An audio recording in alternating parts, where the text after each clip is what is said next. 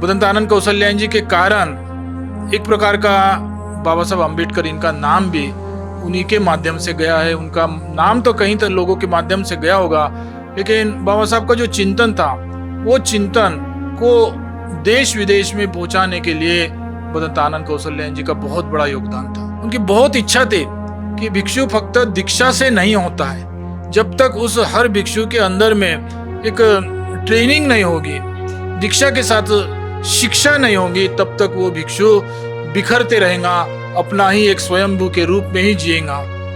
इस तरह से बुद्ध शासन के एक अंग को उन्होंने सुरक्षित बनाने का बहुत बड़ा योगदान दिया है कि आनंद कौशल्यायन जी कहते हैं कि मेरे कब्र पर लिख देना कि बाबा साहब का भीम सेनानी बाबा साहब के मिशन का कार्य करते करते शहीद हो गया। बौद्ध प्रशिक्षण संस्थान बुद्ध भूमि खैरी में है हम। आज डॉक्टर भदंत आनंद कौशल्यायन जी का ये जयंती दिवस है और जयंती दिवस पर हम देख रहे हैं कि यहाँ पूज्य भदंत संघरत्न मान के और बहुत सारा ऐसा भिक्षु संघ जिनके सबके नाम तो मैं आपको नहीं बता सकता क्योंकि मैं स्वयं नहीं जानता, लेकिन भंते जी का नाम जानता हूँ। आज हम भंते जी की यादों को थोड़ा सा समझने की कोशिश करेंगे और उनके काम को भी समझने की कोशिश करेंगे। भंते वंदामी। भंते जी, पूज्य भदंत डॉक्टर आनंद कौशल्यायन जी का जो चिंतन रहा है, पुस्तकों से उनका जो नाता रहा है, वो तो ऐसा है कि जिसका कोई विकल्प नहीं। हमेशा वे पुस्तकों से और कलम से जुड़े रहे। हम ये समझना चाह रहे हैं कि भंते जी ने उनके जीवन में जो कुछ लिखा, जो कुछ कहा, जो कुछ बोलते रहे, जो चिंतन करते रहे, क्या हम ऐसे समझे क्योंकि पूरी दुनिया में बौद्ध दर्शन जो है वो कई शाखाओं में फैला हुआ दिखाई देता है और हर कोई बुद्ध वचन अपने अपने तरीके से, लेकिन उतनी ही नैतिकता के साथ और उतने समर्पण के साथ लेकर उसे आगे बढ़ता है। क्या भंते जी कोई ऐसी चिंतन की अलग से कोई धारा रखते हैं? आज जिस स्थल में हम बैठे हैं, ये बुद्ध प्रशिक्षण संस्था, शायद ही बोधिसत्व बाबा साहब अम्बेडकर इनके दीक्षा समारोह के 56 के बाद का एक ऐतिहासिक संस्था है। एक पुराने संस्था में से एक। इस संस्था के संस्थापक गुरुवर्य पूजनीय भदंत आनंद कौशल्यायन जी, इनके आज 151वें जन्मदिन के उपलक्ष्य में हम यहाँ सब उपस्थित हैं।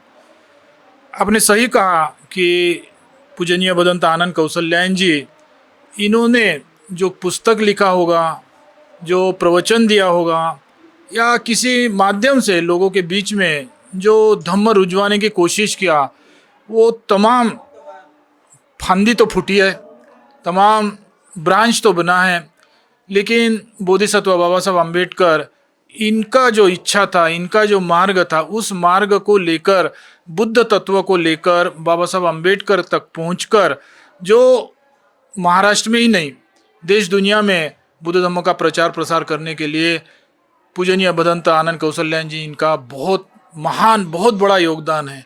शायद ही भदंत आनंद कौशल्यायन जी के कारण एक प्रकार का बाबा साहब अम्बेडकर इनका नाम भी उन्हीं के माध्यम से गया है। उनका नाम तो कहीं तक लोगों के माध्यम से गया होगा, लेकिन बाबा साहब का जो चिंतन था वो चिंतन को देश विदेश में पहुंचाने के लिए भदंत आनंद कौशल्यायन जी का बहुत बड़ा योगदान था। भंते जी, एक और बात भी समझेंगे कि जैसे बाबा साहेब का एक बड़ा स्वप्न था कि दीक्षा तो हो गई है, लेकिन शिक्षा के लिए मंक्स के ट्रेनिंग इंस्टीट्यूट की ज़रूरत है और बुद्धिस्ट सेमिनरीज पर वे बात करते थे। भंते जी ने उसी संकल्पना को बौद्ध प्रशिक्षण संस्थान के रूप में यहाँ ये खैरी कामठी रोड पर इसे शुरू किए। आपको क्या लगता है कि इसे और कितनी शिद्दत से इसे आगे बढ़ाने की ज़रूरत है? क्योंकि उस वक्त भंते जी ने जब शुरू किए शायद तब थोड़े भिक्षु रहे होंगे, लेकिन अब भिक्षुओं की संख्या भी बहुत है। भंते जी का एक बहुत बड़ा सपना था और वो खुद उस मिशन के माध्यम से निर्माण हुए हैं कि चिवर पहन लिया और समाप्त नहीं। उन्होंने भिक्षु को, स्वयं भिक्षु को जिस तरह की शिक्षा दीक्षा चाहिए, जिस तरह का मार्ग एक्सेप्ट करना चाहिए, उस मार्ग से जिए।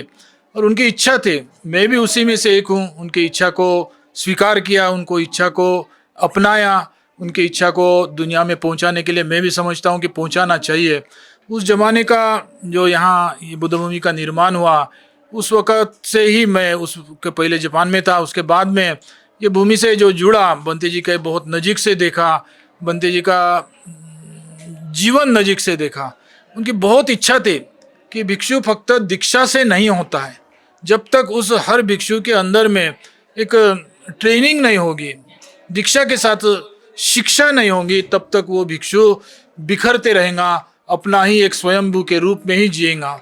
इसलिए भंते जी का इस बुद्ध भूमि के माध्यम से, इस बुद्ध परिशिक्षण, नाम ही परिशिक्षण है, उस माध्यम से भिक्षु के बीच में बुद्ध शासन रुझाने की इच्छा थी। आज आधा अधूरे में माँ परिनिर्वाण हो गया। उसके पश्चात आज यहाँ जो भिक्षु संभाल रहे वो अपने तौर पर कोशिश कर रहे। जरूर ये जो आनंद कौशल्यायन जी की, मेधनकर जी की जो इस भूमि के माध्यम से इच्छा या मिशन था वो सक्सेस होना चाहिए और मिशन लोगों के बीच में जाना चाहिए। बहुत धन्यवाद भंते जी। हम एक और छोटा सा कमेंट लेंगे भंते जी से। भंते जी, यदि आज हम समझेंगे कि डॉक्टर भदंत आनंद कौशल्यायन जी का ये जो जयंती दिवस है, भंते जी का चिंतन जो रहा है वो केवल अनुवाद के रूप में नहीं रहा, बल्कि उन्होंने हिंदी साहित्य में, अंग्रेजी साहित्य में भी बड़ी रचनाएं की है। आज अगर हम ये समझना चाहें कि भंते जी के इस चिंतन को इस वक्त की पीढ़ी ने कैसे समझना चाहिए, तो आप कैसा बताएंगे? नमो बुद्धाय।